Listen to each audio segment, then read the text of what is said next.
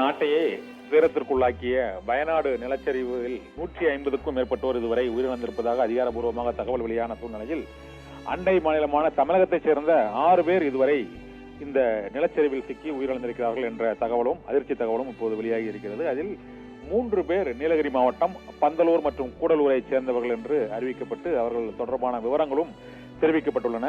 இது தவிர மேலும் 3 பேர் அருகிலுள்ள ஒரு வீடு அந்த முண்டகை என்ற கிராமத்தில் முதல் நிலச்சரிவின் போது அடித்துச் செல்லப்பட்ட போது அதிலிருந்து 3 பேரும் காணாமல் போயிருக்கிறார்கள் என்ற தகவல் வெளியாகி இருக்கிறது.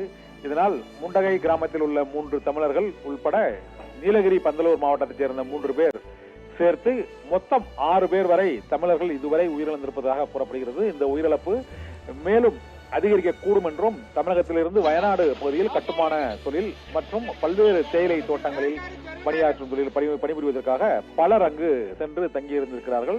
நீலகிரி, கோவை மற்றும் தென் மாவட்டங்களைச் சேர்ந்தவர்களும் வயநாடு பகுதியில் பலர் பணிபுரிந்திருப்பதால் அவர்களும் இந்த நிலச்சரிவில் சிக்கி உயிரிழந்திருக்க கூடும் என அஞ்சப்படுகிறது.